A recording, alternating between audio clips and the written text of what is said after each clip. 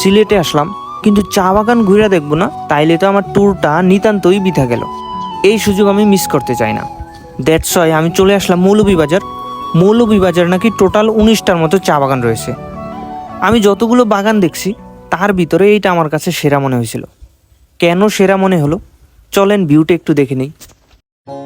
वैसे तो तेरी नाम भी मैंने ढूंढ ली अपनी खुशी, तू जो कर हाँ कहे तो बात होती और है, दिल ही रखने को सही ऊपर ऊपर से ही कह देना हाँ कह একদম বা ভিউটা সেই হিসেবে বা এই নো ওষুধ দিছি না পানি দিছি ওষুধ দিছে পানিও দিছে ওষুধও দিছে ওষুধের গ্যাস করে।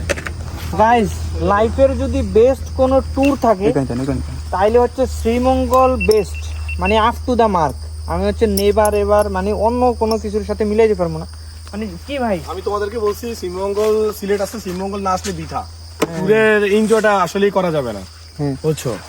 আর প্রত্যেকটা চা বাগানের স্পেশাল ভার্সন আছে, এক একটা এক এক রকম সুন্দর, সেটা বলার বাইরে। আর না মানে একটার ভিতরে ঢুকলে মনে হয় যে অনেকক্ষণ থাকি, আর পরিবেশটা খুবই সুন্দর, বুঝছো? আমি একটু বলি, সেটা হচ্ছে গিয়া মানে আমার কাছে এমন মনে হইতেছে এই যে মানে যে পাহাড়গুলা মানে যেইভাবে আছে না, মনে হইতেছে কাইটা সাজানো হয়েছে, কিন্তু এটা হচ্ছে আল্লাহ প্রদত্ত একদম ন্যাচারালি। মানে স্রষ্টার সৃষ্টি যে কত সুন্দর, এটা হচ্ছে সিলেট না আসতে বোঝা যাবে না। অবশ্যই। তো তোমরা হচ্ছে আসবা, তোমরা যারা সিলেট এখনো আসে নাই, বিয়া করছো, টাকা কামাই কি করবা যদি জীবনে নাই করো টাকা আমি তোমার মামা হইলাম কবে ভাই? না টাকাকে দিয়ে কি তোমরা পুত মারবা? এই সব হচ্ছে আমাদের জমির ভাই, আমাদের গুরু। টাটা। Tata tata tata.